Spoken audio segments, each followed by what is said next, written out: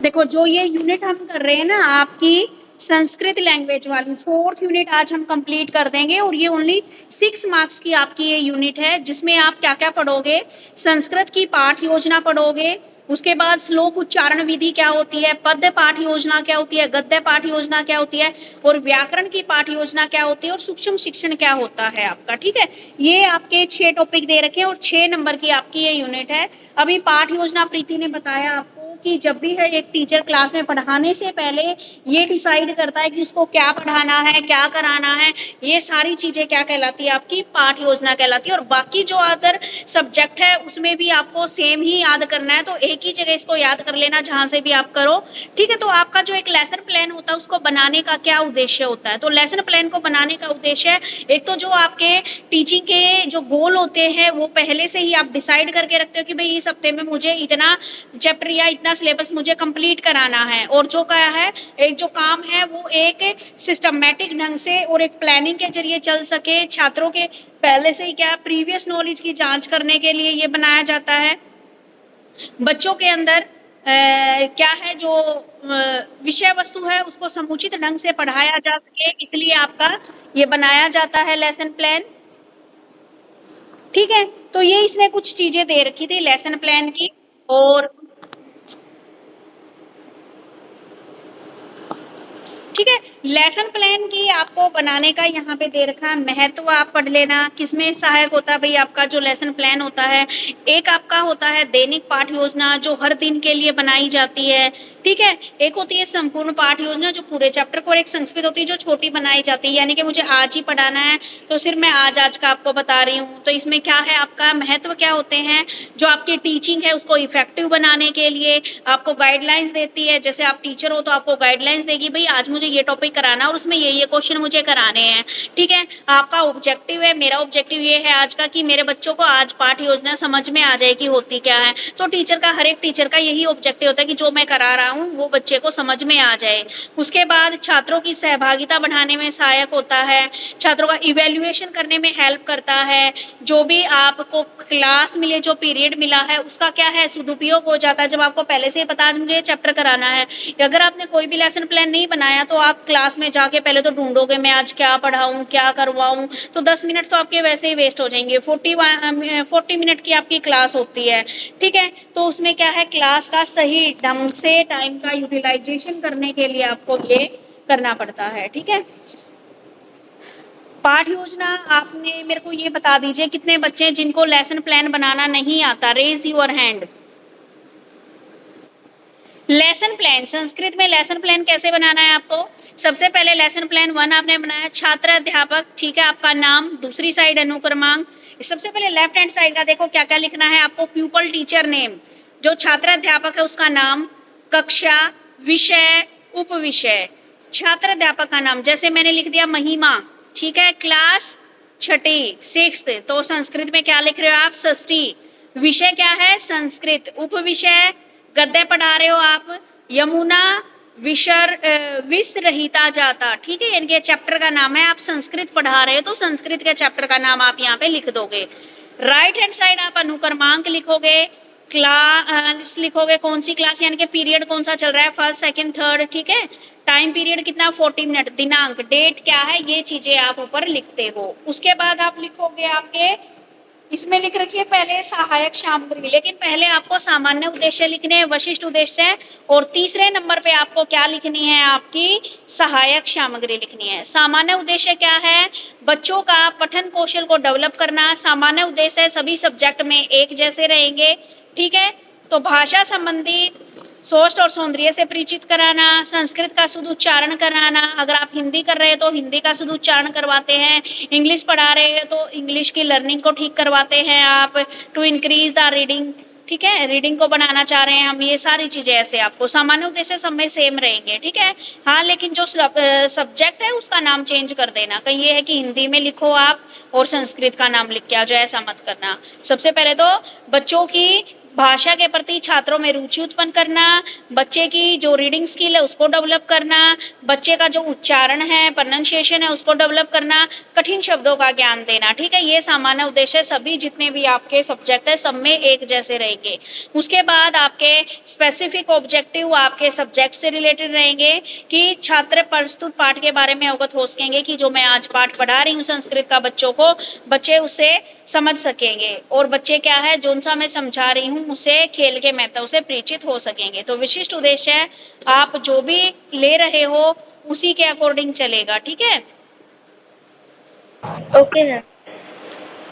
उसके बाद आप करोगे बेटा सहायक सामग्री। सहायक सामग्री सब में ही सेम है लगभग। ब्लैक बोर्ड का, श्यामपट का आप यूज कर रहे हो, चौक का यूज कर रहे हो, डस्टर का यूज कर रहे हो, पॉइंटर का यूज कर रहे हो, चार्ट का यूज कर रहे हो। ठीक है, ये सब में सेम रहेगी। कुछ भी याद ना आए तो चौक, डस्टर और ब्लैक बोर्ड तीन चीजें तो जरूर लिख देना। और चौथी आपकी पाठ्य पुस्तक या जिसको टेक्स्ट बुक आप बोलते हो। यहाँ तक क्लियर है अदिति और महिमा?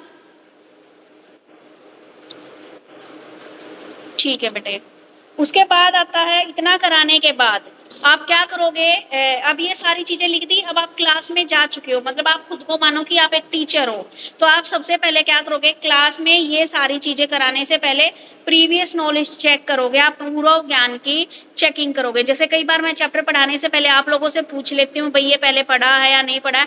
तो ऐसे ही टीचर क्या है आपसे उस टॉपिक के बारे में पूछता है कि भाई आपने पहले इससे रिलेटेड कोई घटना मुझे बताइए। ठीक है, अब इन्होंने यहाँ पर विषय लिया है, आपका टॉपिक लिया है यमुना विष रहिता जाता, यानी कि यमुना नदी के बारे में लिया है। तो पीके टेस्टिंग में मैं बच्चों से पूछ सकती हूँ कि आपने श्री कृष्ण के बारे में सुना है?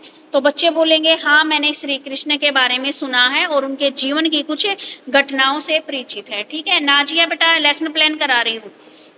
पूर्व ज्ञान में जैसे यमुना के बारे में सुना है आप लोगों ने, तो बच्चे बोलेंगे हाँ सुना है। कौन सी घटना तुमने यमुना के बारे में सुनी है? तो बच्चे बोलेंगे कि श्री कृष्ण के जन्म की घटना हमने यमुना से जोड़ते हुए याद की हमने। ठीक है, तो ऐसे आप कोई भी घटना प्रीवियस नॉलेज टेस्ट करनी है। आप कोई भी पूछ सकते हो कि यमुना क्या है, बच्चे बोलेंगे एक नदी है। ठीक है, तो ऐसे आप पूछ सकते हो प्रीवियस नॉलेज। उसके बाद प्रीवियस नॉलेज आपने पूछी, बच्चों से एक दो क्वेश्चन किया कि आपने श्री कृष्ण के बारे में सुना है? बच्चे बोलेंगे हाँ श्री कृष्ण कहाँ रहते थे? नंदगांव में। क्या वहां से यमुना नदी बहती है? हाँ जी। मतलब ऐसे आपने किए। उसके बाद क्या है आपको पता लग गया कि मुझे कितना पढ़ाना है। ठीक है, एक तो बच्चा बिल्कुल ब्लैंक रहे तो तुम्हें फिर ये भी बताना पड़ेगा कि यमुना एक नदी है। बहुत सारे महान बच्चे ऐसे भी हों जिनको ये भी ना पता हो कि यमुना एक नदी है। ठीक है, तो आप एक बार जब पीके टेस्टिंग ले लेते हो ना, प्रीवियस नॉलेज टेस्ट कर लेते हो, तो उससे आपको पता लग जाता है कि बच्चे को कितना आता है कितना नहीं आता है। उसके बाद है प्रस्तावना अथवा पूर्व ज्ञान परीक्षा। बच्चे क्या आपने श्री कृष्ण के, ये तो हो गया चलो। उसके बाद आप करते हो प्रेजेंटेशन। प्रस्तुतिकरण। ठीक है, प्रस्तुतिकरण में आप बोलोगे छात्रों आज हम श्री कृष्ण के बाल्यकाल से संबंधित पाठ यमुना विष रहिता जाता पढ़ेंगे, जिसमें श्रप की कथा का वर्णन किया गया है। आगे बात समझ में? प्रस्तुतिकरण में उद्देश्य कथन बोल दो या प्रस्तुतिकरण बोल दो। आप बताओगे कि जो चैप्टर आपको पढ़ाना है उसके बारे में आप बता दोगे कि बेटा आज हम ये चैप्टर पढ़ेंगे, इसमें इसके बारे में बताया गया है। यहाँ तक क्लियर है महिमा, अदिति और प्रियंका? आज लास्ट टाइम करवा रही हूँ, इसके बाद नहीं करवाऊंगी। इंग्लिश का लेसन प्लान बिल्कुल नहीं करवाऊंगी, आप लोग खुद करोगे। उसके बाद विषय वस्तु आप स्टार्ट कर दोगे। आपने चैप्टर पढ़ना शुरू कर दिया। एकदा षट्वर्षीय श्री कृष्ण वृंदावन यमुना तट गच्छत की, एक दिन श्री कृष्ण यमुना नदी के तट पर गया। अतिपेन, मतलब आपने जो चैप्टर पढ़ाना है वो शुरू कर दिया। अब आपने यहाँ पे अगर संस्कृत याद ना रहे तो आप हिंदी में वहां पे लिख के आ जाना। ठीक है, विषय वस्तु। उसके बाद फिर आप प्रस्तुतिकरण में 4 आप क्या कर लोगे, बॉक्स बना लोगे, जिसमें एक विषय वस्तु, दूसरा छात्र अध्यापक की क्रिया, तीसरा छात्र की क्रिया और चौथा आपका ब्लैक बोर्ड का काम। विषय वस्तु में सबसे पहले क्या लिया, एक पैराग्राफ लिया। छात्र क्या टीचर क्या करता है, सबसे पहले मधुर और स्पष्ट रूप से आदर्श वाचन करेगा। आदर्श वाचन करने का मतलब, अब संस्कृत है भाई, संस्कृत तो टीचर को ही पढ़नी पड़ेगी, तो टीचर क्या करेगा, सबसे पहले उसको पढ़ेगा क्लास में। छात्रों की क्या क्रिया रहेगी, छात्र ध्यान पूर्वक सुनेंगे और ब्लैक बोर्ड पे टीचर उस पैराग्राफ से रिलेटेड कोई भी वर्ड वहां पे लिख सकता है। उसके बाद फिर विषय वस्तु में ये वाला टॉपिक ले लिया, फिर टॉपिक के बारे में टीचर बताने लगा। बच्चे क्या है, या तो क्रियाएं देंगे कि जी सर ये तो ऐसे हुआ था, या चुपचाप ध्यान पूर्वक सुनते रहेंगे। कुछ भी ना ध्यान आए तो आप क्या करोगे, ध्यान पूर्वक सुनेंगे। ये सारी बातें आ गई। और फिर ब्लैक बोर्ड पे आपको जो जो काम देना है कि आपने कठिन शब्द वहां पे लिख दिए या फिर और कुछ, ये सारी चीजें आप वहां पर दे सकते हो। ठीक है बेटे। मैम वो आपने 4 बॉक्स बनाने के लिए बोले थे कि बस एक बार हेडिंग बताना एक बार। उच्चारण का सरल अर्थ है संस्कृत के श्लोकों को सही आवाज, सही लय और शुद्ध शब्दों के साथ बोलना। संस्कृत के श्लोक केवल कुछ शब्द नहीं, बल्कि वे ध्वनि विज्ञान मतलब साउंड साइंस पर आधारित हैं। जब हम किसी श्लोक को बोलते हैं, तो उसमें 3 बातें सबसे ज़रूरी होती हैं। तो उसमें पहली बात है उसकी शुद्धता, अक्षरों का सही और साफ उच्चारण करना। फिर लय, लय मतलब रिदम, श्लोकों को एक सुंदर धुन या गति में गाना। फिर विराम मतलब पॉज लेना, श्लोकों के किस हिस्से पर रुकना है और कहाँ लगातार बोलना है, इसका ध्यान रखना। अब श्लोक उच्चारण के कुछ महत्व भी होते हैं, तो ये दिए गए हैं। पहला महत्व है दिमाग तेज और एकाग्र होता है। हम क्या कहते हैं, श्लोक याद करने और उन्हें बोलने से हमारी याददाश्त मतलब मेमोरी बहुत तेज होती है। इसे रोज बोलने से हमारा मन शांत होता है और पढ़ाई या काम में ध्यान कंसंट्रेशन लगाने की क्षमता बढ़ती है। दूसरा उसका इम्पोर्टेंस है कि भाषा और आवाज़ साफ होती है। संस्कृत में अ से लेकर ज्ञ तक के अक्षरों को बोलने के लिए हमारे मुंह, जीभ और गले की मांसपेशियों का पूरा व्यायाम होता है। इससे बच्चों की भाषा साफ होती है और जो लोग हकलाते हैं या साफ नहीं बोल पाते, उन्हें बहुत फ़ायदा मिलता है। इसका तीसरा फ़ायदा है कि इससे सकारात्मक ऊर्जा का संचार होता है। विज्ञान भी मानता है कि मंत्रों और श्लोकों के उच्चारण के से खास तरह के साउंड वाइब्रेशन पैदा होते हैं। ये तरंगे हमारे आसपास के वातावरण और घर से नकारात्मक ऊर्जा को दूर रख करती है और मन को खुश रखती है। इसका चौथा इम्पोर्टेंस है कि तनाव और गुस्सा कम होता है। जब हम गहरे सांस लेकर श्लोक गाते हैं, तो यह एक तरह का ब्रीथिंग एक्सरसाइज बन जाता है। इससे शरीर में ऑक्सीजन का स्तर बढ़ता है, जिससे मानसिक तनाव और एंग्जाइटी और गुस्सा दूर होता है और शांत हो जाता है। इसका पांचवा इम्पोर्टेंस है कि संस्कारों और संस्कृति से जुड़ाव रहता है। श्लोकों में जीवन जीने के बेहतरीन नियम, बड़ों को आदर करना और अच्छे विचार छिपे होते हैं। बचपन से श्लोक बोलने पर बच्चों में अच्छे संस्कार आते हैं और वे अपनी संस्कृति को आसानी से समझ पाते हैं। अब श्लोक उच्चारण के कुछ 3 नियम दिए गए हैं। इसका पहला नियम है स्पष्टता, हर एक अक्षर को साफ-साफ बोलें। दूसरा नियम है लय, वही वही मतलब वही है इसके जो उसमें पहले दिए थे। तो अब इसका सार बताया गया है कि श्लोक उच्चारण सिर्फ भगवान की पूजा नहीं है, बल्कि यह हमारे तन, बॉडी, मन, माइंड और बुद्धि को स्वस्थ और शक्तिशाली बनाने के लिए बेहतरीन कसरत है। मैम हो गया। समझ में आ गया बेटा श्लोक उच्चारण? Yes ma'am. अब बताइए, देखो गद्य और पद्य मेरे को बताना है, उसके अलावा जितने टॉपिक हैं आप लोग बता दीजिए जिसको जो दिया था। मैम गद्य पद्य मैं बता दूं? हाँ बता दीजिए, नो प्रॉब्लम। Okay ma'am. तो अब हमारा नेक्स्ट टॉपिक है 1 मिनट। हमारा नेक्स्ट टॉपिक है 4.3 पद्य। अब देखिए पद्य क्या होता है, मतलब पद्य शिक्षण की भिन्न सपनों का वर्णन करते हुए पद शिक्षण को सुधार से संबंधित सुझाव दीजिए। देखिए इसमें बोला गया है कि पद शिक्षण के भिन्न सपनों मतलब स्टेप्स को बताइए। पद शिक्षण के स्टेप्स को बताते हुए पद शिक्षण के सुधार मतलब पद शिक्षण को हम कैसे सुधार सकते हैं, ये बताइए। तो देखिए सबसे पहले पद शिक्षण क्या होता है। पद का मतलब होता है शब्द, पद का अर्थ होता है शब्द, मतलब पद शिक्षण का मतलब है कि शिक्षक विद्यार्थियों को नए शब्द का सही उच्चारण, सही अर्थ, सही वर्तनी और सही प्रयोग सिखाए। मतलब कि देखिए पद शिक्षण क्या है ना, हमने क्या समझा पद शिक्षण क्या है।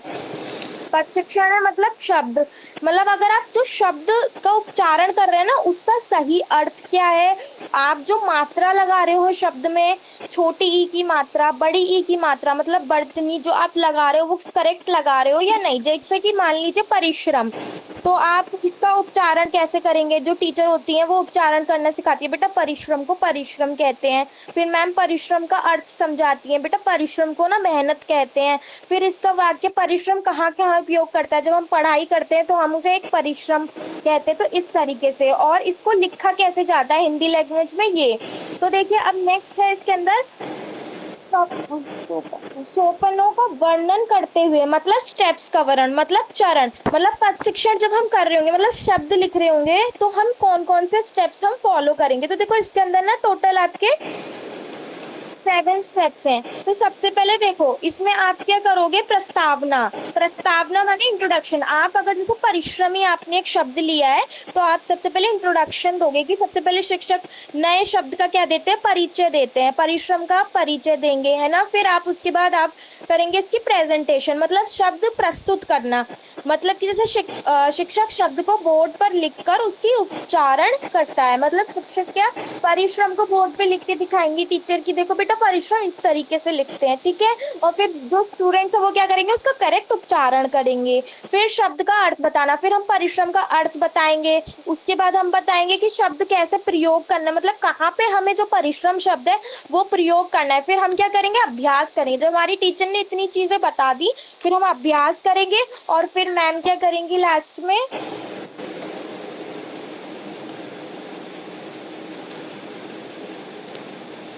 फिर मैम लास्ट में इसका करेंगी मूल्यांकन, मतलब जांच करना। अंत में शिक्षक देखेंगे कि विद्यार्थियों ने कितना सीखा, ठीक है। तो ये थे चरण, और पद शिक्षण क्या होता है, ठीक है। तो यहाँ पे आपका, अब देखो इसके बाद आता है पद शिक्षण के सुधार, मतलब सुधार, मतलब स्टेप्स, अगर आप गलती कर रहे हो तो उसको कैसे सही करें। तो सबसे पहला होता है आप सरल भाषा का प्रयोग करें।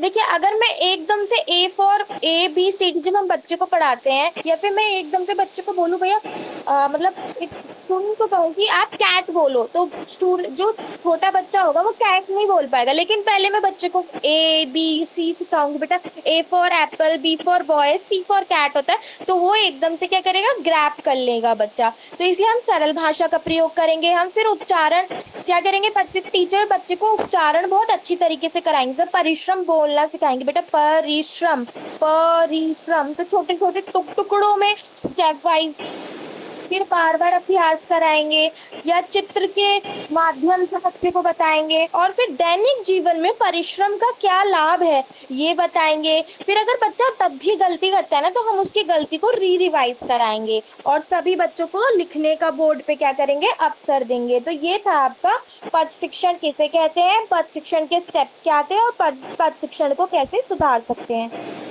आप लोगों को समझ में आया। तो यहाँ पे आपका पद शिक्षण कंप्लीट होता है। चलिए अब नेक्स्ट करते हैं आपका 4.4 गद्य, मतलब पाठ योजना।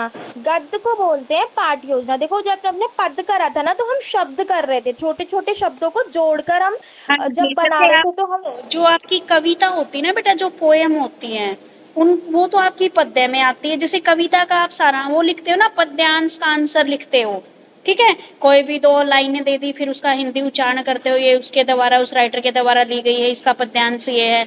तो पद होता है आपका, जो कविता होती है उसके लिए पद शिक्षण बोलते हैं, और जो आप चैप्टर पढ़ते हो ना उनको गद्य बोलते हैं। क्लियर है।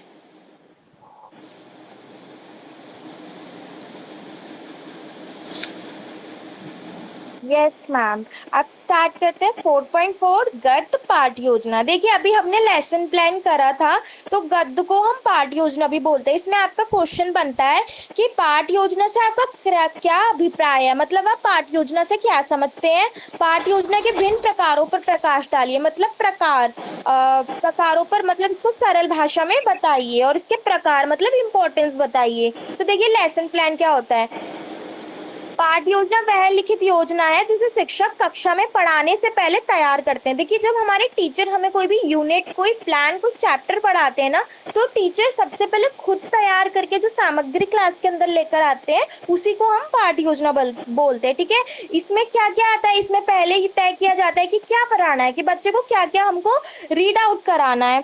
ठीक है, कैसे पढ़ाना है। अब देखिए, क्लास में बहुत डिफरेंट डिफरेंट काइंड के स्टूडेंट्स होते हैं, तो हमें ये देखना होता है कि बच्चे को किस तरीके से पढ़ाना है। कुछ बच्चों को राम अगर हम बुलवा रहे हैं, हम मतलब राम सेंटेंस को डिक्टेट करवा रहे हैं, तो कुछ बच्चों को र प्लस म करके हमें पढ़ाना पड़ता है, कुछ एकदम बोल लेते हैं, तो हमें डिफरेंट बच्चों को डिफरेंट तरीके से पढ़ाना होता है। फिर कौन सी सामग्री शिक्षण में उपयोग होगी, मतलब बुक्स से पढ़ाना है हमें नोटबुक से पढ़ाना है, हमें वीडियो वाइज पढ़ाना है, हमें ऑडियो विजुअल टाइप पढ़ाना है, तो ये चीज। और फिर अंत में विद्यार्थियों का मूल्यांकन करना है, मतलब जब हमने बच्चों को पढ़ा दिया तो हमने बच्चे को पढ़ाने के बाद बच्चा क्या समझा, क्वेश्चनिंग करनी है। तो ठीक है, इसी को हम पाठ योजना बोलते हैं। अब देखो, पाठ योजना के प्रकार माने कि आप कैसे, कौन कौन से टाइप्स हैं, मतलब स्टेप्स ही ले लो आप इसको। देखो, सबसे पहली होती है दैनिक पाठ योजना, मतलब डेली लेसन प्लान। इसके अंदर सिर्फ हम 1 डे का कवर कर रहे हैं, जैसे कि आज हम ये वाली यूनिट कर रहे हैं तो आज हम इसका लेसन प्लान बनाएंगे, तो इसी को हम बोलते हैं दैनिक पाठ योजना।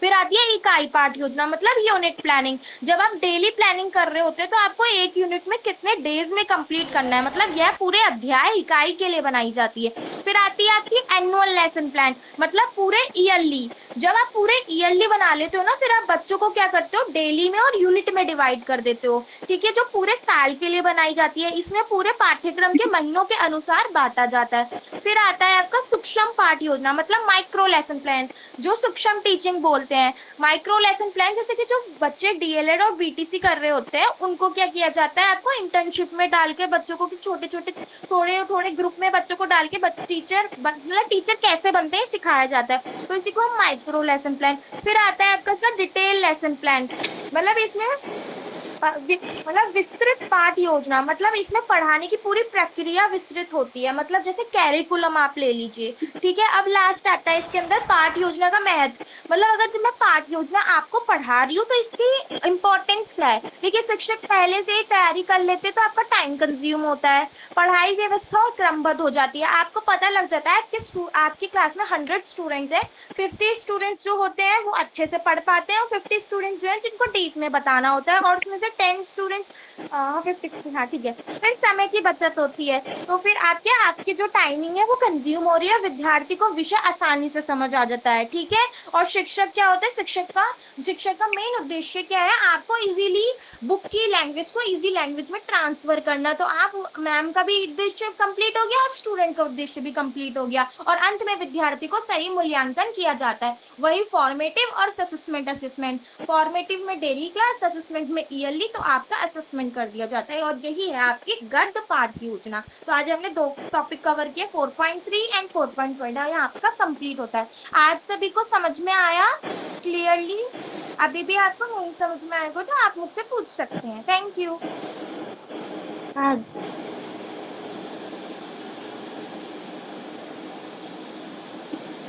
क्लियर है बेटे?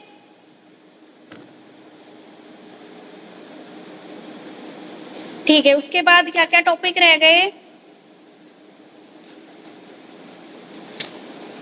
पद्य वाला बता दिया है, गद्य वाला बता दिया है, और आपके रह गए हैं व्याकरण पाठ योजना, सूक्ष्म शिक्षण, कथा, संवाद और नाटक। 4 टॉपिक रह गए हैं। ये किस किस को दिए थे?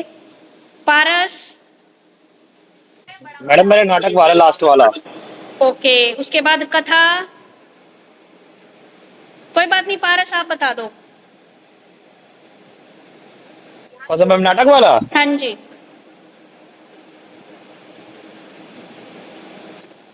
तो है नाटक। काव्य की अनेक विधियों में जो नाटक होता है वो सबसे रम्य माना जाता है।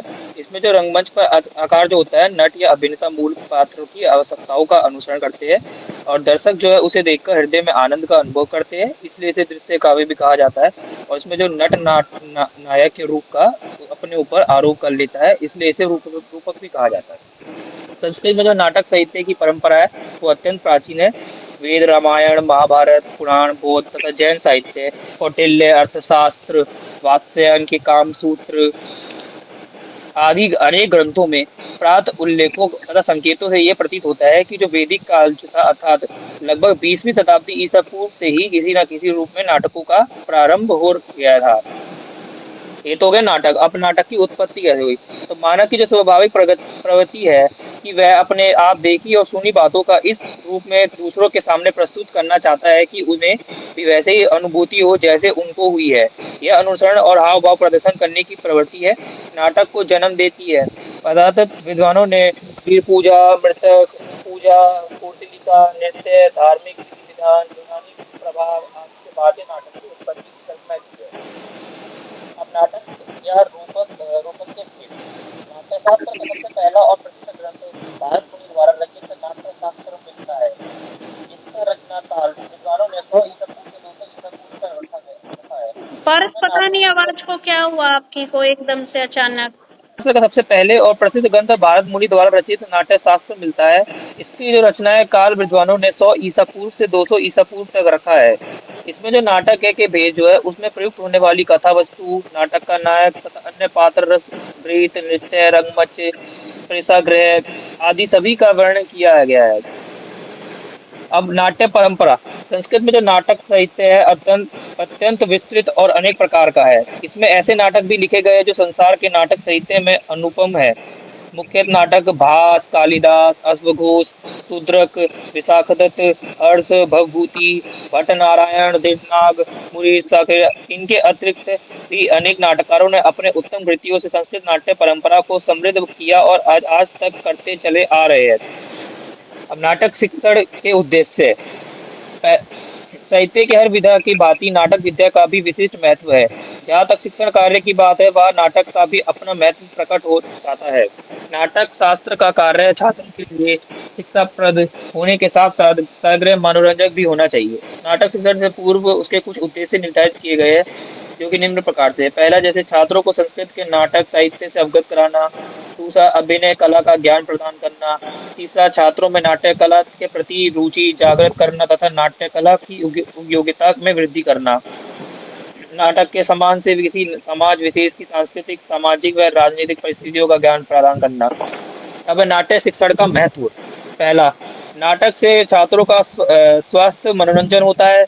दूसरा, नाटक के माध्यम से छात्रों में उच्च चारित्रिक मूल्य, सत्य, अहिंसा आदि का विकास किया जा सकता है। तीसरा, नाटक के माध्यम से छात्रों का अभिनय एवं वाचिक अभिनय शक्ति का विकास होता है। चौथा, छात्र बोली की कला में निपुण होते हैं। अब अगला है नाटक शिक्षण की विधियां। तो साहित्य की अनेक विधियां की भांति नाटक शिक्षण की भी कुछ विधियां होती है। जैसे पहली है काकसीभिन्नय विधि। इस विधि में शिक्षक छात्रों को नाटक में आए पात्रों की भूमिका देता है और हाव भाव आदि के साथ छात्रों को पात्रों के संवाद पढ़ने को कहता है। जैसे गुण हो गया। पहला गुण, इस विधि में नाटक का शिक्षण कार्य रोचक बन जाता है। दूसरा, छात्रों की सहभागिता के कारण छात्रों का भी शिक्षण कार्य में योगदान होता है तथा उनको किसी कार्य को करके सीखने का अवसर मिलता है। जैसे इसके गुण है तो इसके दोष भी है। पहला दोष है रंगमंच की भांति इस विधि में अभिनय कम प्रभावशाली होता है। दूसरा, शिक्षण के सीमित समय में संपूर्ण नाटक का शिक्षण संभव नहीं हो पाता है। तीसरा, इस विधि से नाटक के अन्य भाग उपेक्षित रह जाते हैं। दूसरा, इसका जो पॉइंट है वो है आदर्श नाट्य विधि। इस विधि में शिक्षक स्वयं नाटक के सभी पात्रों का वाचिक अभिनय प्रस्तुत करता है। वह नाटक में आए संवेदों को इस प्रकार पढ़ता है कि छात्रों को पात्रों के चरित्र का ज्ञान हो जाता है।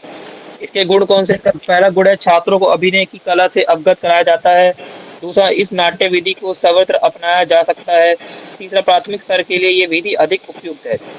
इसके दोष है। पहला दोष है इस विधि में छात्रों की भागीदारी के अभाव में रोचकता का अभाव होता है। दूसरा, नाटकीय तत्वों की व्याख्या का अभाव होता है। तीसरा, ये विधि एकागी होती है। इसमें छात्रों की अभिनय कला का विकास नहीं हो पाता। तीसरा है व्याख्या विधि। इस विधि में अध्यापक नाटक की कथा, पात्र, संवाद एवं भाषा शैली आदि की विस्तार में व्याख्या करता है। इसमें नाटक से संबंधित सभी तत्वों की छात्रों को समझने का प्रयास किया जाता है। नाटक की नाटकीय तत्वों के आधार पर उनके गुण दोषों को छात्र के सामने प्रकट किया जाता है। गुण क्या? इसके पहला गुण है ये विधि उच्च स्तर के लिए अधिक उपयोगी होती है। दूसरा, इस विधि में नाटक तत्वों के आधार पर व्याख्या करने के कारण छात्रों को उनका समुचित ज्ञान हो जाता है। इसके दोष क्या है? पहला है ये विधि प्राथमिक एवं माध्यमिक स्तर के लिए उपयुक्त नहीं है। दूसरा, इस विधि में शिक्षण कार्य नीरस हो जाता है।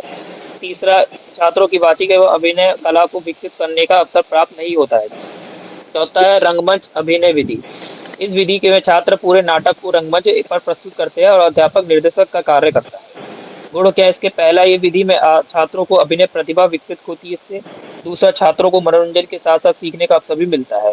दोष क्या है? पहला, इस विधि में अधिक समय, धन और ऊर्जा की आवश्यकता होती है।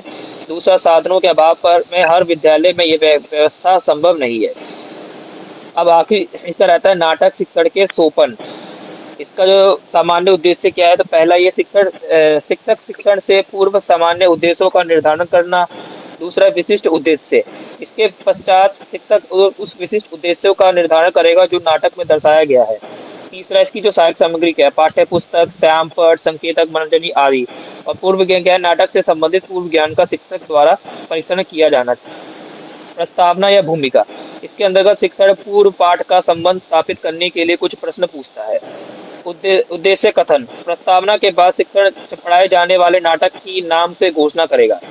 फिर प्रस्तुतिकरण। इसके अंतर्गत अध्यापक छात्रों को किसी भी एक विधि का आश्रय लेकर पढ़ाना प्रारंभ करेगा। पढ़ाने के क्रम से शिक्षक अनुकरण यथासंभव वाचिक व कायिक अभिनय का प्रदर्शन करेगा।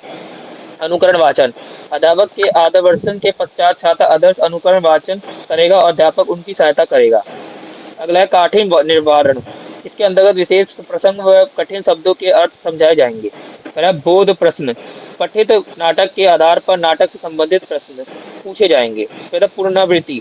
अध्यापक संक्षेप में संपूर्ण नाटक का कथन करेगा और नाटक के संदेश को प्रकट करेगा। और उसमें आगे गृह कार्य। शिक्षक पाठ से संबंधित गृह कार्य छात्रों को प्रदर्शन करेगा। मैम हो गया? बेटा नाटक वाला कुछ समझ में आया? पहले भी हो रखा आपका नाटक? Yes ma'am, all clear. अब रह गया बस एक सूक्ष्म शिक्षण है, वो पहले भी ऑलरेडी सिद्धि एक बार करवा चुकी है हिंदी में। और एक व्याकरण पाठ योजना और कथा संवाद। व्याकरण पाठ योजना, मैं बता दूं व्याकरण पाठ योजना। एक मिनट रुक जा प्रीति, किसी बच्चे को दिया था शायद, किसको दिया था? मैम मेरा है। आपका है? ठीक है बेटा, फिर आप बताइए। उसके बाद मेरे को ये बताओ, कथा संवाद किसको दिया था मैंने?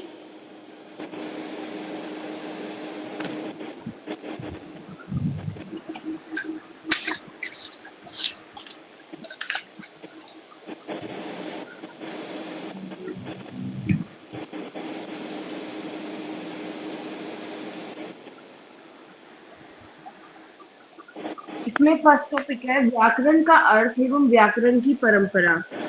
इसमें व्याकरण का क्या अर्थ होता है? व्याकरण शब्द वी प्लस आ प्लस क्र धातु से माना जाता है। इसका सामान्य अर्थ है भाषा को व्यवस्थित रूप से समझने वाला शास्त्र। मतलब भाषा को जो हम समझाते हैं वो क्या होती है? व्याकरण होती है। व्याकरण का प्रसिद्ध उद्देश्य है शब्दानुशासनम, अर्थात शब्दों का अनुशासन या शुद्ध प्रयोग है। संस्कृत व्याकरण की परंपरा। संस्कृत व्याकरण की परंपरा अत्यंत प्राचीन है, यानी बहुत पुरानी है जो संस्कृत व्याकरण की परंपरा है। इसका विकास क्रम इस प्रकार से, पहले था वेद, फिर प्रतिशाख्य, फिर यास्क, फिर पाणिनि, फिर कात्यायन, फिर पतंजलि। शाक्य। वेदों के शुद्ध उच्चारण, स्वर, संधि आदि से संबंधित नियम प्रतिशाख्य ग्रंथों से मिलते हैं। इन्हें संस्कृत व्याकरण की प्रारंभिक परंपरा का महत्वपूर्ण आधार माना जाता है। संधि आदि वो किसमें मिलते हैं? हमारे जो प्रतिशाख्य ग्रंथ है उसमें हमें मिलते हैं। और ये क्या है? संस्कृत व्याकरण का प्रारंभिक मतलब प्रारंभिक परंपरा है। और ये क्या है? इस व्याकरण की व्याकरण का आधार माना जाता है इसको। फिर है यास्क। यास्काचार्य की रचना निरुक्त है। व्याप्ति और उनके अर्थ की व्याख्या की गई है। यानी जो वैदिक है ना वो हमें मिलते हैं, जो यास्काचार्य की जो रचना है निरुक्त, उसमें मिलते हैं। यास्क को शब्द अर्थ परंपरा का प्रमुख आचार्य माना जाता है। है कात्यायन। पाणिनि के कात्यायन ने वार्तिक लिखी। अनिशा बेटा, एक पतंजलि ने पाणिनि के सूत्र और कात्यायन के वार्तिक पर महाभाष्य की रचना की। मतलब जो पाणिनि के सूत्र और कात्यायन के वार्तिक है ना, उस पे क्या किया पतंजलि ने महाभाष्य की रचना की।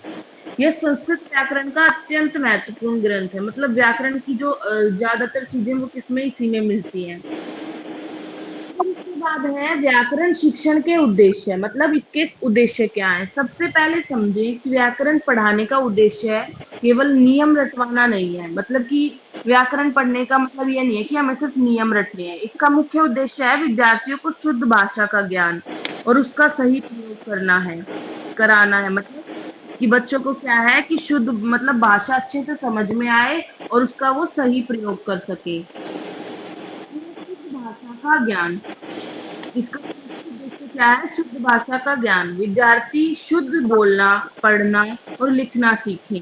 जैसे संस्कृत में राम विद्यालम गच्छति, यहाँ शब्द का सही रूप और प्रयोग समझना व्याकरण से आता है। मतलब अगर हमें व्याकरण आती होगी तो हम क्या है अच्छे से जो है संस्कृत के शब्दों को पढ़ सकते हैं और बोल सकते हैं। शब्दों का शुद्ध प्रयोग, विद्यार्थी यह समझे कि किस परिस्थिति में किस शब्द का कौन सा रूप प्रयोग करना है। यानी हमें कौन सा वर्ड कहाँ यूज करना है। जैसे राम है, रामम, रामेण, रामस्य आदि, ये हमें कहाँ यूज करने हैं, ये समझने के लिए हमें क्या है व्याकरण समझनी पड़ेगी। तीसरा है भाषा के नियमों की समझ। यानी विद्यार्थियों को संधि, समास, कारक, विभक्ति, शब्द रूप, धातु रूप आदि के नियम समझना व्याकरण शिक्षण का प्रमुख उद्देश्य है। हम व्याकरण में क्या सीखते हैं, यही सब चीजें सीखते हैं। संधि, समास, कारक, विभक्ति, शुद्ध शब्द रूप, यही सब चीजें क्या होती है व्याकरण में होती हैं। फोर्थ है भाषा कौशल का विकास। व्याकरण के माध्यम से विद्यार्थियों की 4 प्रमुख भाषाई क्षमताएं विकसित होती है। मतलब हम जब व्याकरण सीखते हैं तो उसमें हमारी कौन कौन सी क्षमताएं विकसित होती है। पहली होती है श्रवण, दूसरी भाषण, तीसरा पठन और चौथा लेखन। ये चारों चीजें क्या है हमारी विकसित होती हैं। पांचवा संस्कृत वाक्य निर्माण की क्षमता, शुद्ध संस्कृत वाक्य बना सके। मतलब जो है शुद्ध जो वाक्य है वो बना सके। जैसे बालकः पुस्तकम पठति, सीता फलम खादति, ऐसे जो वर्ड हैं हम खुद बना सके। ये क्या है, इसका उद्देश्य है व्याकरण का।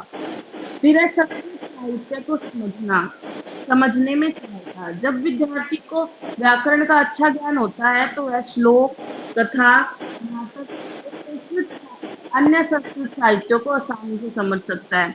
मतलब अगर हमें व्याकरण आ गई तो हमें मतलब सब कुछ आ जाएगा। फिर जैसे जो नाटक वगैरह हैं वो सब कुछ आ जाएंगे। फिर तो भाषा के प्रति रुचि उत्पन्न करना, व्याकरण रटने के बजाय उदाहरण, गतिविधियों और अभ्यास से पढ़ने पर विद्यार्थी में संस्कृत भाषा के प्रति रुचि पैदा होती है। यानी अगर हम सिर्फ पढ़ेंगे ना, सिर्फ रटेंगे व्याकरण को तो हमें समझ में नहीं आएगी। इससे ज्यादा है कि हम उदाहरण से, गतिविधियों से, अभ्यास से सीखें। संस्कृत व्याकरण की विधियां अथवा प्रणाली, अगला पॉइंट जो टॉपिक है।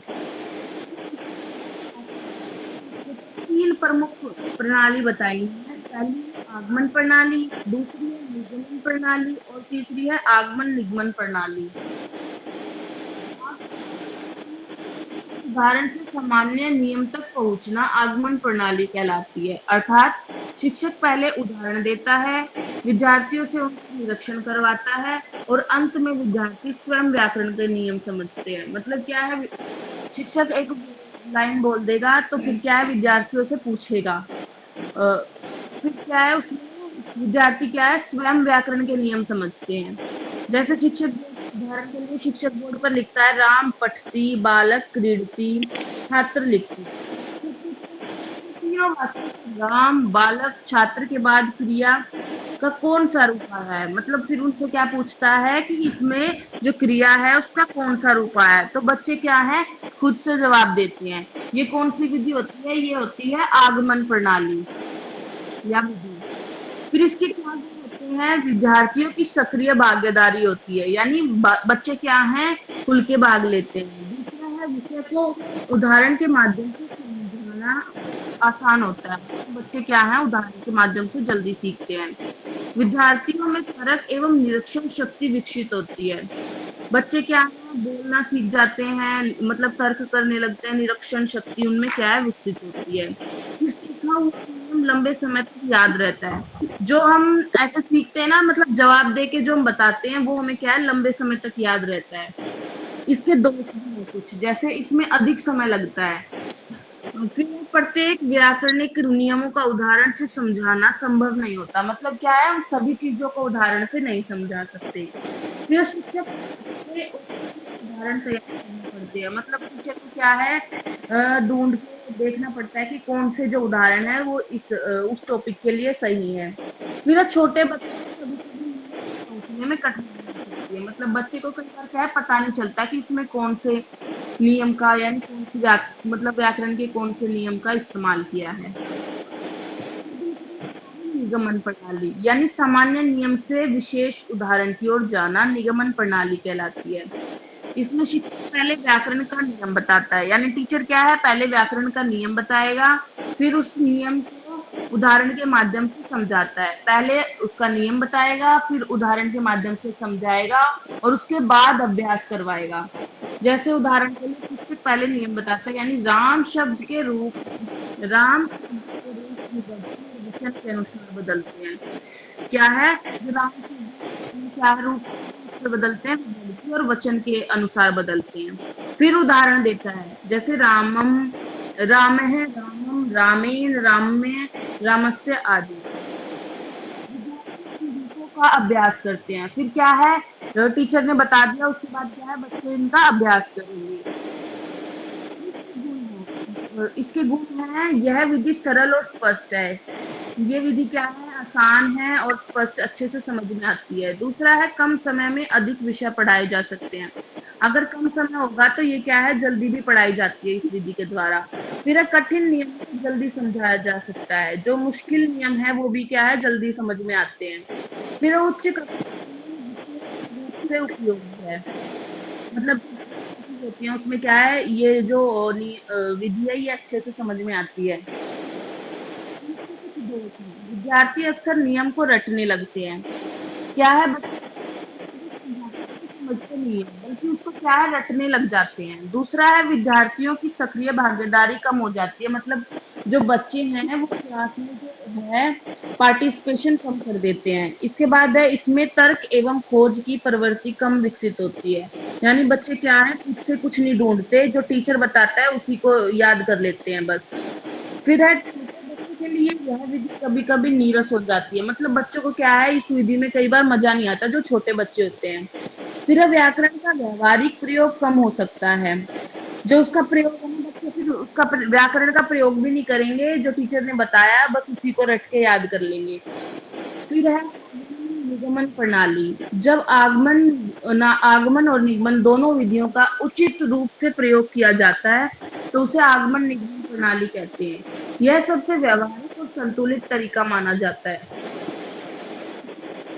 शिक्षक उदाहरण देता है, यानी राम पठती, बालक पठती, छात्र पठती।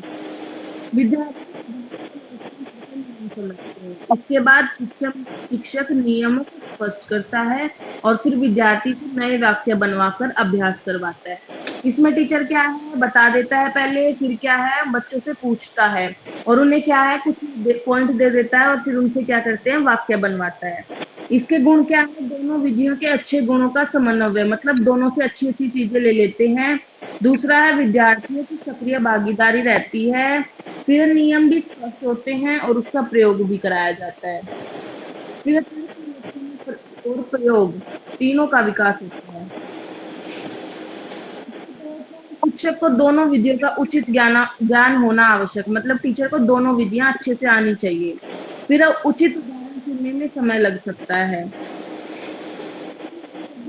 समान रूप से लागू करना कठिन हो सकता है, मतलब सभी जो सब्जेक्ट है उसमें इनको अच्छे से नहीं समझाया जा सकता।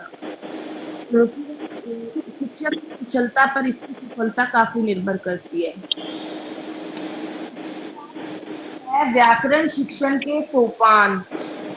इसमें व्याकरण शिक्षण शिक्षण करते समय शिक्षक को निम्नलिखित सोपानों का अनुसरण करना चाहिए ताकि शिक्षण कार्य सफल, सार्थक व प्रभावपूर्ण बनाया जा सके। पहला क्या है, प्रारंभिक बिंदु इसमें क्या है, इसके अंतर्गत विद्यालय का नाम, अध्यापक का नाम, अनुक्रमांक यानी रोल नंबर, तिथि, कक्षा, कालांश अवधि, विषय एवं उप विषय को श्याम पट्ट पर लिखा जाता है। मतलब टीचर क्या है, ये सब चीजें लिखता है। फिर क्या है दूसरा, सहायक सामग्री, यानी किस किस चीज की आवश्यकता होती है, इसमें किस किस चीज की होती है, ब्लैक बोर्ड, और फिर उसके बाद चौक, फिर डस्टर, संकेतक, लपेट, श्यामपट्ट, चार्ट आदि सहायक शिक्षण सामग्री का उपयोग किया जाता है। तीसरा है सामान्य उद्देश्य। इस सोपान के अंतर्गत व्याकरण शिक्षण के सामान्य उद्देश्यों का कथन किया जाता है। फोर्थ है विशिष्ट उद्देश्य, मतलब विशिष्ट उद्देश्य लिखते हैं फिर कि इस सोपान के अंतर्गत पाठ्य विषय के विशिष्ट उद्देश्यों का वर्णन किया जाता है। पांचवा पूर्व ज्ञान, इसके अंतर्गत छात्रों को पाठ्य विषय से संबंधित पूर्व ज्ञान की जानकारी दी जाती है। सिक्स्थ में प्रस्तावना, इसके अंतर्गत छात्रों से पूर्व ज्ञान पर आधारित ऐसे प्रश्न पूछे जाते हैं जिनका उत्तर छात्र देने में समर्थ होते हैं। मतलब इसमें क्या है, टीचर कुछ क्वेश्चन पूछ है पहले जो उनको बताया गया है, और बच्चे क्या है वो उनका जवाब देते हैं। फिर सेवंथ है उद्देश्य कथन, यानी पूर्व ज्ञान से संबंधित प्रश्न पर आधारित विषय वस्तु की छात्र अध्यापक द्वारा घोषणा किया जाना ही उद्देश्य कथन कहलाता है। एट्थ है प्रस्तुतिकरण व नियम निर्धारण, यह व्याकरण शिक्षण का महत्वपूर्ण सोपान है। इसके अंतर्गत आगमन विधि का उपयोग करते हैं। छात्र अध्यापक विभिन्न उदाहरणों को छात्र के सामने प्रस्तुत करता है, फिर उदाहरण के विश्लेषण के आधार पर नियम की स्थापना की जाती है। फिर इसका नाइन्थ है प्रयोग, इसके अंतर्गत निगमन विधि का अनुसरण करके स्थापित नियमों की विभिन्न उदाहरणों से पुष्टि की जाती है। टेंथ है पुनरावृत्ति, यानी प्रस्तुतिकरण में प्रस्तुत पाठ्य विषय में संबंधित विभिन्न उदाहरणों को नियम लगाकर सिद्ध किया जाता है। इसमें नियम या उदाहरण की पुनरावृत्ति के साथ साथ छात्रों के ज्ञान का भी मूल्यांकन हो जाता है। फिर इसके बाद टीचर क्या है, गृह कार्य देता है। इसके अंतर्गत पढ़ाए गए विषय के आधार पर विभिन्न उदाहरण दिए जाते हैं तथा नियमों की व्याख्या को उत्तर पुस्तिका में घर से लिखकर लाने के लिए छात्रों को कहा जाता है। मैम हो गया मेरा टॉपिक। भाई कुछ समझ में आया है व्याकरण का? व्याकरण में आपको पूरा का पूरा टॉपिक अनीशा ने बता दिया है कि सबसे पहले व्याकरण के बारे में बताया, किस किस ने क्या क्या दिया व्याकरण का, ठीक है। फिर इन्होंने बताया है व्याकरण में जो जो ऋषि मुनि थे, जैसे पाणिनि ने दिया था आपका व्याकरण की अष्टाध्यायी। सबसे पहले थोड़ा सा इसका ब्रीफ दिया था इन्होंने कि व्याकरण में ये सब्जेक्ट आते हैं, ये चीजें हम पढ़ते हैं। यहाँ पर व्याकरण जो शिक्षण इन्होंने बताया तो उसका मेन ऑब्जेक्टिव क्या है, ताकि आप जो संस्कृत भाषा की जो व्याकरण है उसकी जो भी ध्वनियां हैं उनसे आप परिचित हो सके। दूसरा, जो आप शुद्ध उच्चारण करना उनसे सीख सके। उसके बाद जो भी आपके धातु रूप हैं, शब्द रूप हैं, उनसे आप परिचित हो सके। फिर इन्होंने बताया था आपको संधि, समास, विशेष आदि के बारे में, आपके शब्द भंडार के बारे में। तो ये इसका क्या होता है, उद्देश्य होता है। फिर इन्होंने आपको बताया कि व्याकरण की कौन कौन सी विधियां हैं जिनके द्वारा हम पढ़ सकते हैं, ठीक है। इन्होंने सूत्र विधि बताया, पारायण विधि के बारे में, व्याख्या विधि जिसमें टीचर आता है आपका एक्सप्लेन करके चला जाता है, ठीक है। निगमन और आगमन विधि के बारे में भी इन्होंने आपको बताया। तो मुझे ये बताइए, ये विधियां क्लियर हो?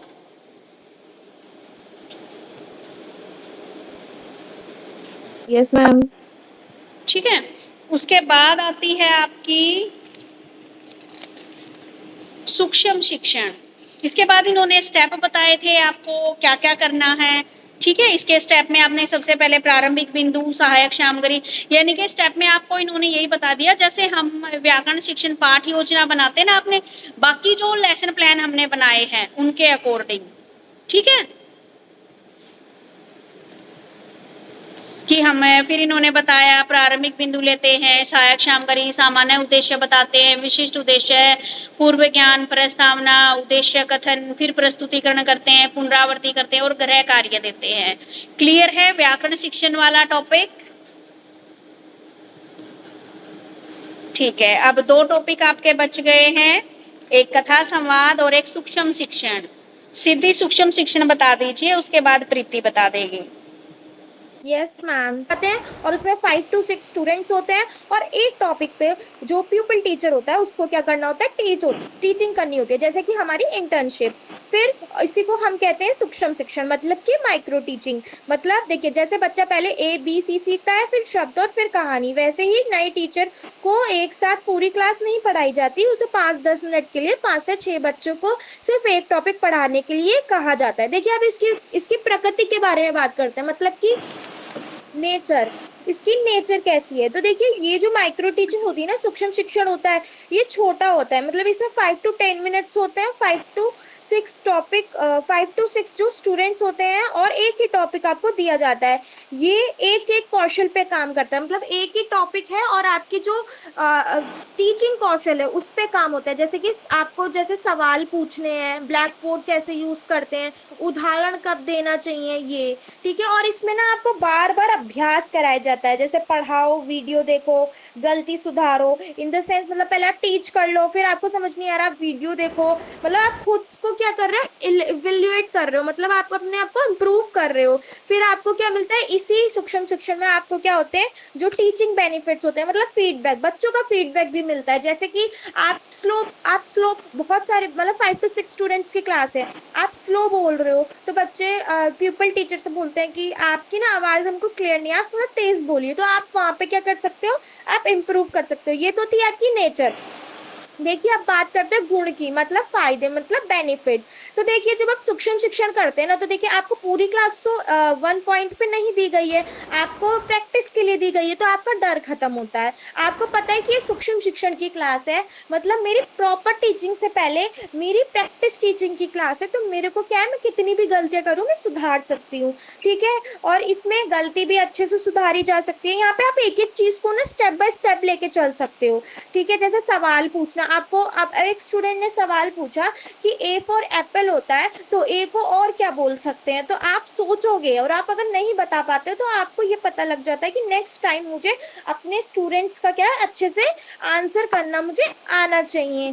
फिर आत्मविश्वास बढ़ता है। देखिए, जब स्टूडेंट्स आपसे क्वेश्चन पूछेंगे शुरुआत में, आप उसका आंसर दोगे, आप समझाना सीखोगे, आप शुरू में गलतियां करोगे, आपका कॉन्फिडेंस बूस्ट होगा और आपका समय और पैसा बचता है। मतलब देखिए, पूरी क्लास आपको एकदम नहीं दी जाती है तो आपका समय भी बच रहा है और आपकी मनी भी बच रही है, ठीक है। आपके 45 मिनट्स वेस्ट नहीं हो रहे हैं, आपके 10 या 15 मिनट्स क्या हो रहे हैं उसमें इन्वेस्ट हो रहे हैं। फिर देखिए इसके नुकसान, मतलब अवगुण, असली क्लास जैसी नहीं। देखिए, इसमें क्या होता है ना, आपको पता होता है कि आपकी रियल क्लास नहीं होती है, इसमें 5 बच्चे या फिर 6 बच्चे ही होते हैं, आपको 40 बच्चे नहीं दिए जाते, तो आप इसमें क्या हो जाते हो, लैग कर जाते हो।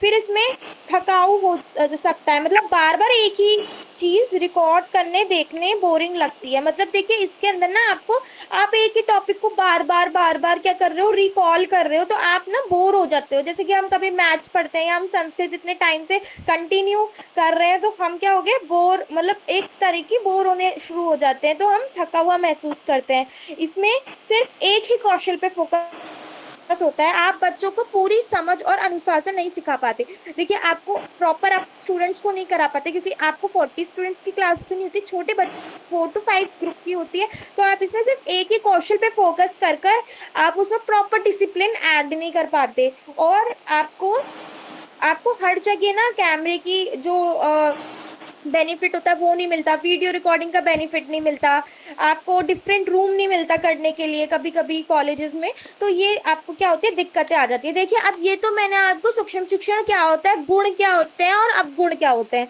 आपके क्वेश्चन में ना बहुत सारे क्वेश्चन है, तो मैं आपको ना इसके अंदर एक क्वेश्चन और ऐड करवा रही हूँ जो अपडेटेड है।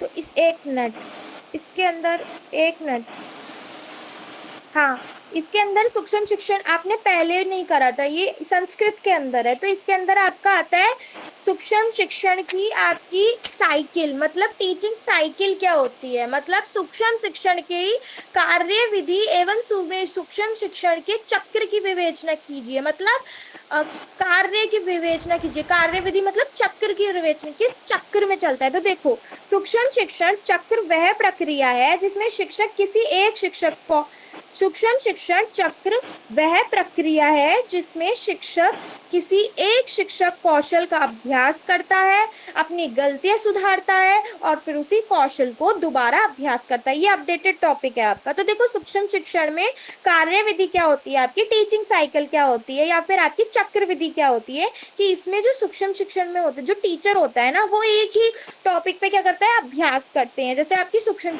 आपकी हो गई पाठ योजना। हम पाठ योजना कितने टाइम से रिपीटेड कर रहे हैं, तो हम बार बार क्या करें, अपनी गलतियों को सुधार रहे हैं। कभी हम कंक्लूजन भूल जा रहे हैं, कभी अपना रोल नंबर भूल जा रहे हैं, कभी हम उसमें की सामग्री क्या यूज होती है, ब्लैक बोर्ड, चौक, डस्टर, इस तरीके से। तो क्या कर रहे हैं, हम अपनी गलतियों को सुधार रहे हैं, कौशल को क्या कर रहे हैं, इंप्रूव कर रहे हैं, और हम एक बेनिफिट एक्सीलेंट वे में जो हमारा प्रेजेंटेशन आनी चाहिए उसको प्रिपेयर कर रहे हैं। ठीक है, तो ये था सूक्ष्म। अब चक्र की बात करते हैं। मतलब ये था आपका कि कार्य विधि हमने बताई। अब हम चक्र की बात करते हैं। तो देखिए, चक्र ना चरण होते हैं, इसके टोटल 6 चरण होते हैं आपके। 6 चरण मतलब देखो, योजना बनाना। सबसे पहले जब भी आप सूक्ष्म शिक्षण करेंगे तो आप योजना बनाएंगे। योजना बनाना मतलब प्लान बनाना, मतलब शिक्षक पाठ की योजना बनाते हैं। ठीक है, ये आपकी बुक पेज नंबर 283 पे है क्वेश्चन। तो आप क्या करते हो, योजना बनाते हैं। सबसे पहले आप प्लान बना रहे हो, कोई भी कार्य जब भी आप करते हैं तो आप पहले प्लान बनाते हैं कि किस तरीके से आपको उसको इम्प्लीमेंट करना है। फिर शिक्षण करना, मतलब आप 5 से 10 मिनट तक 5-10 विद्यार्थी को पढ़ाते हैं। जब आप प्लान बना लेते हैं तो आपके पास 5 to 10 स्टूडेंट्स होते हैं, तो आप उनको उनके अकॉर्डिंग, उनके वे ऑफ माइंडिंग के माइंड के अकॉर्डिंग आप उसको पढ़ाते हैं। ठीक है, फिर आप फीडबैक लेते हैं बच्चों से कि बेटा आपको समझ में आया, आपको यहाँ दिक्कत तो नहीं आई, कोई सेंटेंस आपसे तो नहीं छूटा, है ना। फिर हम रीप्लान करते हैं। मतलब अब स्टूडेंट्स अपना फीडबैक दे रहे हैं कि मैम हमें ना ये समझ, हाँ पाठ योजना में कंक्लूजन समझ नहीं आया, मैम संस्कृत की पाठ योजना तो समझ में आ गई थी, लेकिन जब हमने हिंदी की पाठ योजना बनाई ना तो हमें उसमें लैंग्वेज समझ नहीं आई। तो इस तरीके से क्या, हमें फीडबैक मिलने के बाद हम अपनी टेक्निक्स को क्या करते हैं, इम्प्रूव करते हैं, रीप्लान। ठीक है, फिर इसके बाद फीडबैक मिलने के बाद हम रीप्लान करते हैं, मतलब सुझावों के अनुसार हम अपनी योजना में सुधार करते हैं कि हाँ स्टूडेंट्स को संस्कृत में समझ में आ गया था लेकिन हिंदी की लैंग्वेज समझ नहीं आई थी, तो मुझे क्या करना है, अपनी हिंदी इंप्रूव करनी है, जैसे कि मेरे स्टूडेंट्स को क्या हो, इजीली समझ में आ जाए। और लास्ट इसके अंदर आता है आपका री फीडबैक। जब आप सब कुछ कर लेते हो, फिर से आप प्लान करते हो, टीच करते हो, फीडबैक लेते हो, फिर से आप बच्चे से फीडबैक लेते हो, फिर बच्चे आपको फीडबैक बताते हैं कि मैम इस बार ये चीज आप थोड़ी इंप्रूव कीजिए, है ना। तो इस तरीके से आप देखो, इसके अंदर ये तो कंप्लीट हो गया चक्र। तो चक्र कौन सा था, प्लान करोगे, फिर आप टीच करोगे, टीच करने के बाद फीडबैक लोगे बच्चे का, फिर आप रीप्लान करोगे, क्योंकि बच्चे ने जब फीडबैक दिया तो हमने रीप्लान किया, रीप्लान करने के बाद फिर से हमने वही चीज कंप्लीट करने के बाद हमने रीटीचिंग करी, रीटीचिंग करने के बाद हमने रीफीडबैक किया। ठीक है, तो ये था आपका चक्र। अब देखो, इसके अंदर लास्ट क्वेश्चन एक और बनता है, क्योंकि इसके अंदर आपके टोटल 1 to 7 क्वेश्चन है इस सूक्ष्म शिक्षण के अंदर संस्कृत की बुक में, और जो आपकी हिंदी की बुक थी उसमें सिर्फ इतना ही था कि सूक्ष्म शिक्षण क्या होता है, गुण क्या होते हैं, अवगुण क्या होते हैं। ये अपडेटेड वर्जन है। तो सूक्ष्म शिक्षण व पारंपरागत शिक्षण के अंतर, मतलब सूक्ष्म शिक्षण में क्या अंतर होता है और परंपरागत शिक्षण में क्या अंतर होता है। मतलब एक प्रॉपर क्लास जो 40 स्टूडेंट्स की क्लास है, मतलब पारंपरिक शिक्षण में क्या अंतर होता है, सूक्ष्म शिक्षण जो 5 to 10 क्लास लेके चल रहे हो। ठीक है, तो देखो सूक्ष्म शिक्षण, पहले सूक्ष्म शिक्षण का डिफरेंस बताऊंगी आपको, 2 पॉइंट्स। देखो, सूक्ष्म शिक्षण में आपकी कम समय लग रहा है, 5 to 10 मिनट्स ही लगते हैं। ठीक है, और इसमें 5 to 10 विद्यार्थी होते हैं। फिर आप एक ही कौशल पे अभ्यास करते हो। ठीक है, आपको बार बार अलग चैप्टर्स नहीं लेने पड़ते, आप एक ही कौशल पे क्या करते हो, रिवाइज करते हो। और अभ्यास और सुधार पर जोर, आप क्या करते हो, बार बार revision revision revision and improvement पे जोर देते हैं। और आपको क्या मिलता है, तुरंत फीडबैक मिलता है। पारंपरिक शिक्षण मतलब जिसमें आप रेगुलर क्लास अभी जैसे हमारी चल रही है वो, मतलब इसमें देखिए पूरा पीरियड लगता है 30 to 40 मिनट, जैसे अभी हमारा चल रहा है। फिर आप पूरी कक्षा को पढ़ाते हैं। ठीक है, कई कौशल का एक साथ प्रयोग। आप देखिए, एक यूनिट को हम कितनी अच्छी तरीके से कंप्लीट करते, का सुधार करने के बाद आप रीप्लान करते हो, रीप्लान करने के बाद आप नेक्स्ट डे क्या करते हो, बच्चों को फिर पढ़ाते हो, फिर आप फीडबैक लेते हो, ठीक है। और इसका फ्लो चार्ट के अकॉर्डिंग भी बता सकते हो अगर ये क्वेश्चन आया तो, ठीक है, क्योंकि बुक में था, इसमें 7 to 11 क्वेश्चन दे रखे हैं सूक्ष्म शिक्षण में, मैंने इंपॉर्टेंट लिए हैं, बाकी तो वो सेम ही है, ठीक है। तो यहाँ पे आपको क्लियर हुआ सूक्ष्म शिक्षण? I am completed. Okay, very good बेटे। एक लास्ट टॉपिक रह गया आपका, कथा संवाद। फिर आज आपकी ये बुक कंप्लीट, 8 सब्जेक्ट आपके कंप्लीट हो जाएंगे। प्रीति बता दीजिए बेटे। हमारा अब जो टॉपिक है वो है कथा संवाद। मतलब कथा क्या होता है मैम, एक मिनट। कथा का मतलब होता है एक ऐसी रचना जिसमें किसी घटना, किसी व्यक्ति, पशु, पक्षी या फिर परिस्थिति के माध्यम से कोई कहानी, संदेश या फिर शिक्षा दी जाती है। देखो कथा में क्या है, एक तो पात्र होता है, घटनाएं होती है, स्थान होता है, संवाद होता है, समस्या समाधान, और अंत में शिक्षा या फिर कोई संदेश होता है। तो ये होती है कथा। तो संस्कृत साहित्य में कथा का क्या महत्व है? संस्कृत साहित्य में ना दर्शन, व्याकरण, गद्य पद्य के साथ साथ कथा साहित्य का एक विशेष स्थान है। कथाओं के माध्यम से विद्यार्थियों को केवल भाषा का ही ज्ञान नहीं मिलता, बल्कि उन्हें नैतिक शिक्षा और जीवन मूल्यों की भी जानकारी मिलती है। संस्कृत की प्रसिद्धि कथाएं क्या क्या है?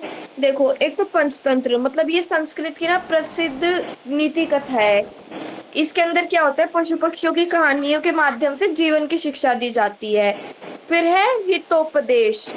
हितोपदेश में छोटी छोटी कथाओं के माध्यम से नीति और व्यवहार की शिक्षा दी गई है। फिर है कथा सरित सागर। इसके अंदर क्या है, संस्कृत की एक बहुत प्रसिद्ध कथा संग्रह है जिसमें बहुत सारी रोचक कथाएं मिलती है। फिर है बहुत कथा मंजरी। इसमें क्या है, अनेक कथाओं का संग्रह मिलता है। फिर है सिंहासन द्वातंत्रिशिका, तंत्रिशिका, हाँ, इसमें राजा भोज सिंहासन से जुड़ी हुई कथाओं का वर्णन मिलता है। और फिर है शुक सप्तति। इसमें कथाओं के माध्यम से मनोरंजन और शिक्षा दोनों प्राप्त होती है। देखो अब कथा शिक्षण की क्या इंपॉर्टेंस है। एक तो नैतिक मूल्यों का विकास होता है बच्चों को कथाओं से सत्य, ईमानदारी, सहयोग, दया, साहस, एकता जैसे गुण सीखने को मिलते हैं।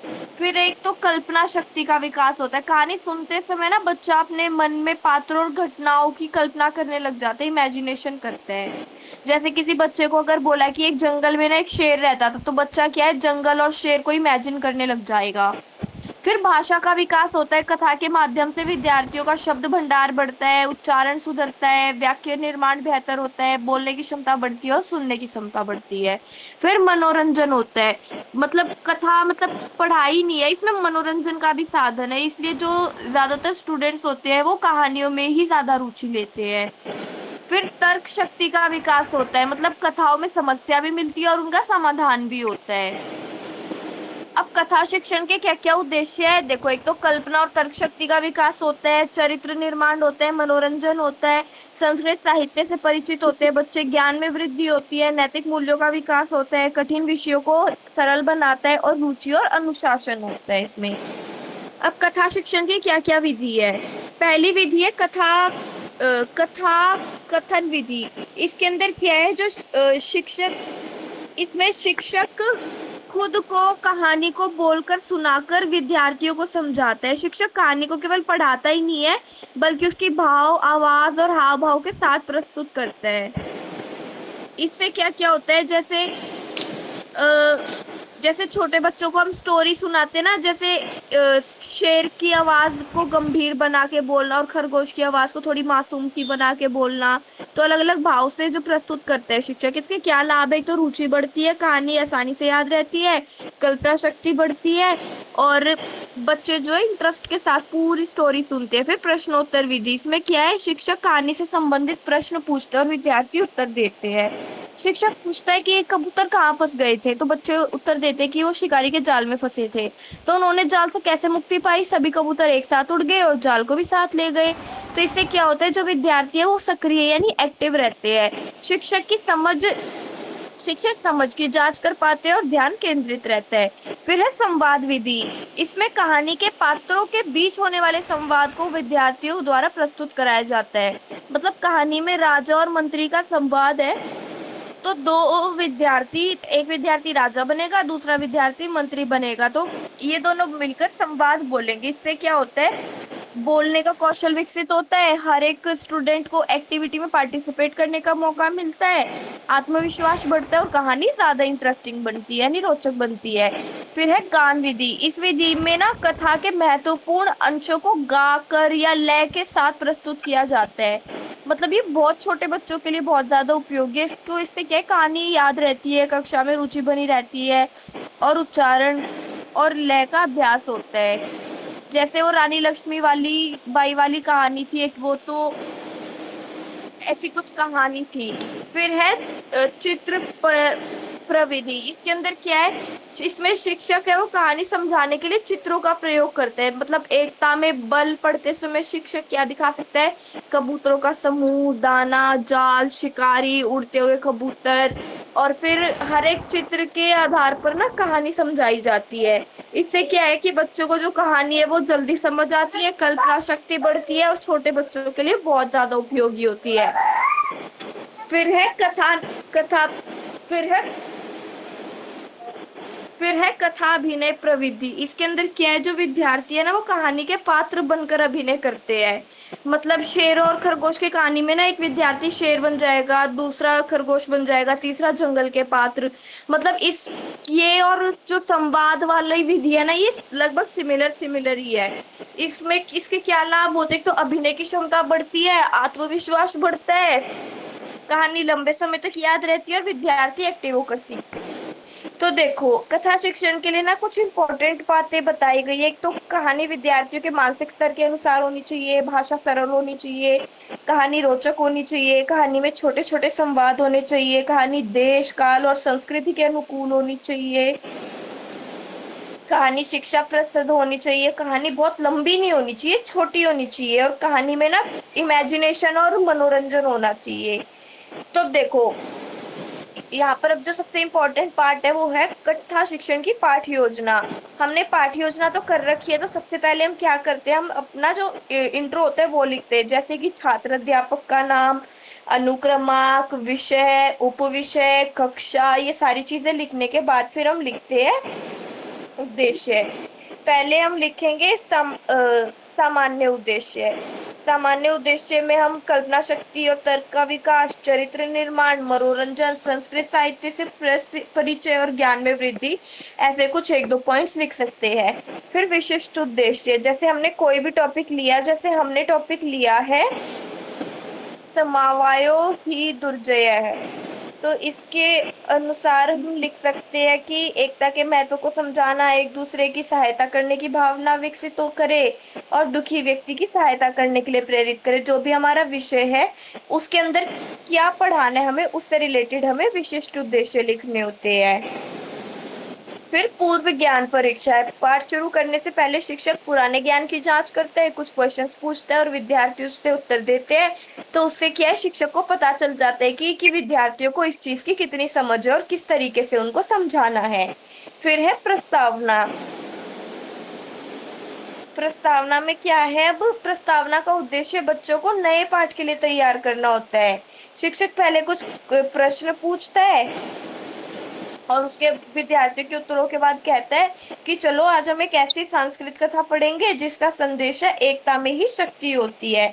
ऐसे पाठ की शुरुआत होती है।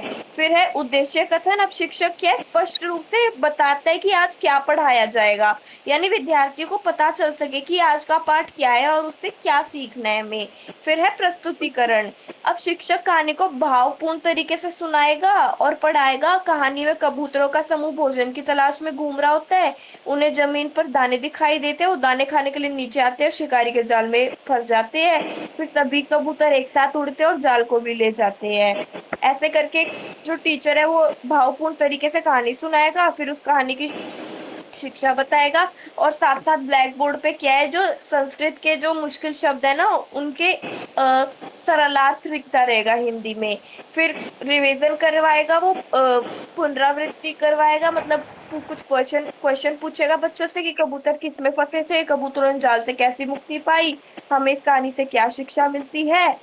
फिर पूरे उसका एक सार कथन यानी पुनरावृत्ति, यानी जैसे क्वेश्चन पूछेगा वो उसी में आ जाएगा। फिर होमवर्क दिया जाएगा, मतलब विद्यार्थियों को कुछ क्वेश्चन दिए जाएंगे इसी चैप्टर से संबंधित। तो ऐसे करके हमारी जो कहानी संवाद की पाठ योजना है वो तैयार हो जाएगी। सबको क्लियर है कहानी संवाद क्या होता है और इसकी पाठ योजना कैसे बनाई जाती है? वेरी गुड बेटे, क्लियर है सबको? तो आज आपकी संस्कृत की बुक हो गई है कंप्लीट।